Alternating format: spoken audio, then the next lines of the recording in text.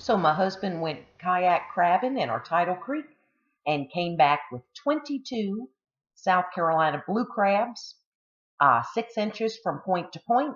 I'm cooking them up over my Camp Chef Explorer because I'm going to make them into crab cakes. So I boil them. They become a brilliant red color. I drop them into cool water, which is just our well water. And then we get to picking, sitting outside.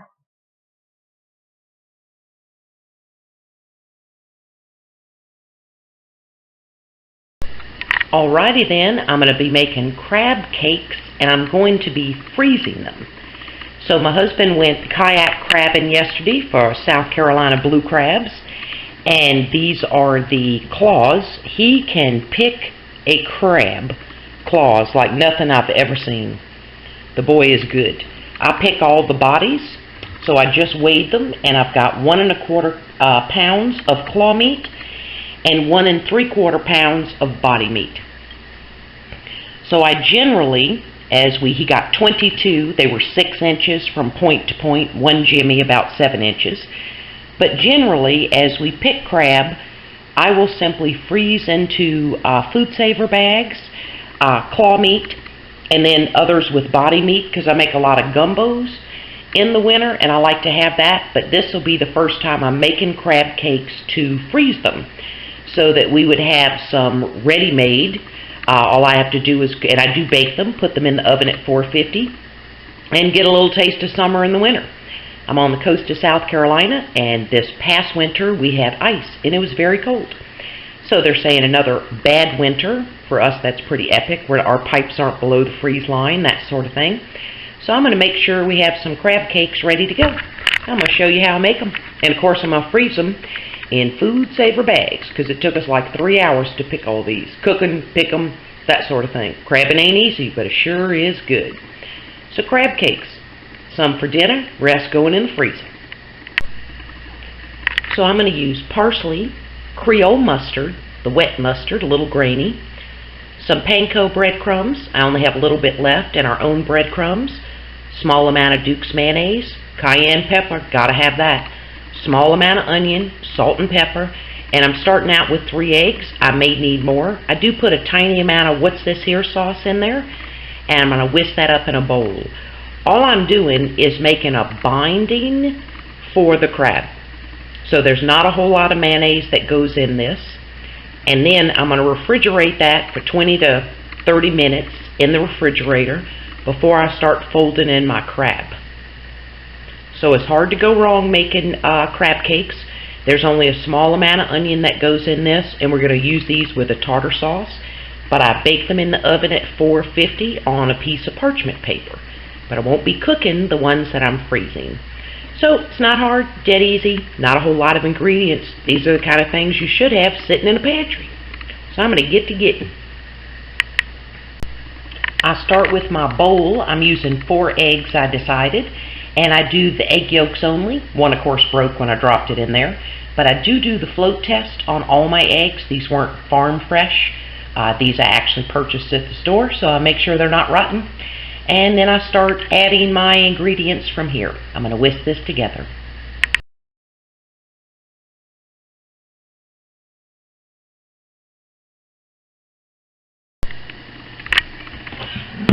My onion is also in here.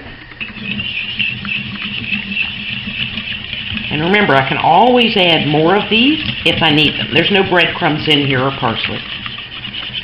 But I want to get this completely smooth. I don't want any lumps of mayonnaise. So it's just a little whisking action. It ain't hard. It's just whisking. So now I'm going to give it a taste.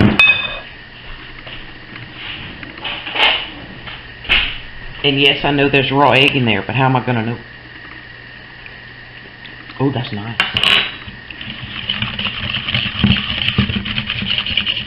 Alright, so now I'm going to get to getting some more.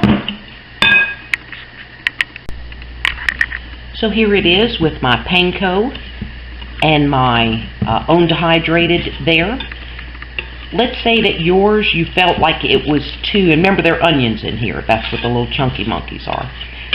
is if you decided it was too dry of your mixture, then I would start with adding another egg yolk before I went with mayonnaise. So now I'm going to refrigerate this about 20 to 30 minutes before I fold in the crab.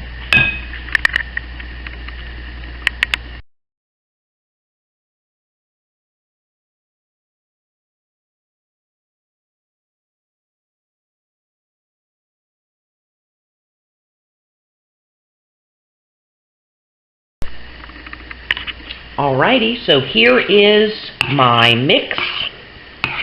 It's absorbed the liquid very well, the breadcrumbs and the panko, and now I'll begin to incorporate my crab meat. It ain't hard, it's just incorporation. The only reason I have food safe gloves on is I was a little tired of my hands smelling like crab yesterday from all that picking and boiling. And I had to put a lot of vinegar and lemon juice on my hand. All I want to do is fold this in. I don't want to break up my lumps. It's not my goal. And I may stick my hands in here. Don't really know.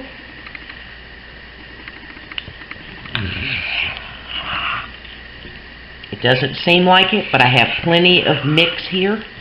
It will begin to get in there. I don't want to break up those claws in particular. So I'm going to mix this, and then I'll come back. So here is my huge bowl of the claw and the body meat incorporated, and I did find about 3 shells as I was spooning it in there. It happens, and of course whenever you eat something like this, you will want to chew gingerly, because you don't always find them. It helps when it's refrigerated. The shell tends to break away and you'll actually hear it rattle. So I'm going to make 4 for tonight, and all I have is a piece of parchment paper on a cookie sheet. I wipe a paper towel with a little bit of oil. So what I want to do, if I can move the camera, in making my little patties, because these are very rich. This is solid crab meat, basically. I'm going to squeeze this over my bowl to get any moisture out of it that I can. There should not be much, and there's not.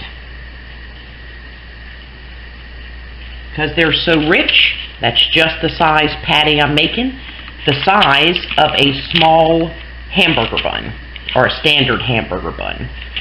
You can choose to put yourself some breadcrumbs or panko in a bowl, put a little bit of olive oil on it, mix that up well with a fork, and then set this into one of those for you bake it.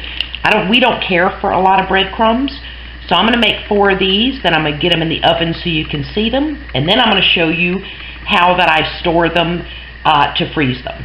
And let me tell you something, this will be the greatest thing. Living at the coast is a little bit grody. You're kind of the different girl. It's a very sandy environment, very windy. I can tell when I go into the city, which is about 45 minutes away, I have a little bit more zoo hair, okay, from the breezy and the humidity. Don't paint your fingernails or toes, because when you are in the ocean or hanging your feet off your kayak, shrimp, little crabs, and other things, including a very large stingray, can think that your foot, look at that piece of claw, is a piece of food for them, and they will nibble and it will hurt. So while I'm saying sitting waiting for a prescription at CVS, or you could even be at a doctor's office, and of course you're always wearing sandals because it's warm and you're extremely brown compared to everyone else. But more than that, when you look at your toes and you see all the ladies around you with cute painted toes, you notice you have just a little layer of sand around your toes. But, you know, that's the breaks. So you're a little more funky. Your backyard smells funny to other people. You don't notice it anymore. But this in the winter, and being able to add fresh crab meat that I have frozen into a gumbo in the middle of the winter, makes all the grody worthwhile. I totally dig it. So let me get this in the oven. You can also make your patties and do it outside on your grill. So I've got a long piece of parchment paper here, and I'm going to see how many patties I get, because that's what I'm going to be freezing for the winter. So again, when I take it out of the bowl, I'm squeezing. In the event there were any extra moisture in there, I want to remove it. So I'll come back and let you know how many patties I have. Then my large decision is how many do I want to freeze? 4, 1 for each night meal, and then lunch the other day. Decisions. I'll work it out. So this is 2, 4, 6, 8, 10, 12 very large patties from the 1 1/4 cups of claw meat and 1 3/4 cups of the body meat. And I had one smaller one, so I went ahead and added it to what I'm going to put in the oven at 450. So there's our little 5, 2 for dinner, 2 for lunch, and 1 for us to fight over. And one of the most amazing things about this is the crab was essentially free. Launch off our little dock into a tidal creek when the tide's at the right level for us to get out. It's not always water there. And go out and catch it. It's not hard to do, and then it was a matter of adding the ingredients. But it's one of the reasons that we moved here, to be able to get more of our own food. Look at that piece of claw meat. That is like so fantastic. So now I got to figure out, consult with the hubster, and see how many we want to freeze into our packages. It was our labor, a little bit of propane to cook them out there with some heavy seasonings and lemon juice on our outside Camp Chef Explorer, and then putting them together in meals. And I have plenty frozen for gumbos, seafood gumbos through the winter. Woot, catch your own. So we're going to make 4 packs to freeze. So what I do is use a spatula down there. I remove them from the parchment paper. I stack 2, fold over my wax paper. Then I put these 2 on the top, and I'm going to carefully wrap that around. Seal my edges so I can suck them into my food saver bags without it pulling any moisture out of it.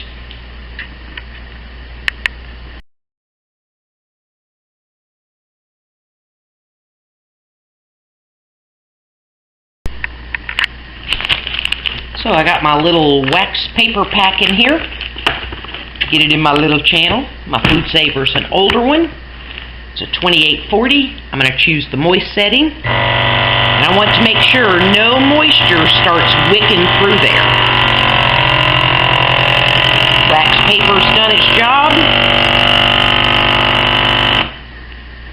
And this could stay in my freezer for a very long time and not have to worry about any freezer burn.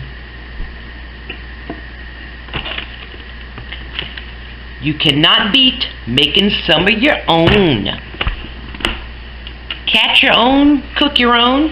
If you're not on the coast, but you can make an hour drive somewhere and do it from a bridge, you can get a lot of your own food. Took some eggs, took some breadcrumbs, took some spices, a little bit of lemon juice. It ain't hard. Can't beat that for some great food storage. So 4 in each. So what we got was 2, 4, 6, 8. Almost 12 meals for us. Can't beat it with a stick. Have a great one. So here they are, and I want to make sure I have an internal temperature of at least 150 on here. And of course, when you turn them over, you have that beautiful browning on them. So I'm going to taste test this. Oh yeah. See what it looks like inside? Very, very hot. Oh yeah, let me turn the oven off. Coffee.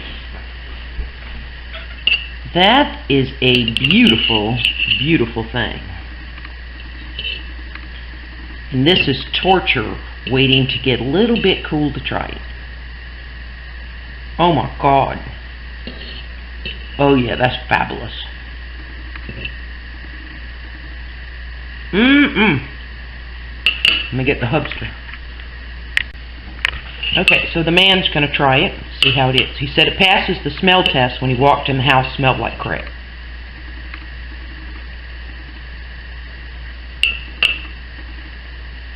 Think you want to slap your mama? Good? Mm-hmm. Excellent. And homeboy would tell me if it wasn't great after he worked so hard to get them. So I'm going to do mine with a little of my own tartar sauce. Oh yeah. Mm-hmm. Crab is a beautiful thing. A subtle, sweet flavor. But this one small crab cake is incredibly rich. So tonight, we're going to have this with scalloped potatoes. But now I'm going to eat this one just to test for poison, because that's the kind of person I am. I'm a giver.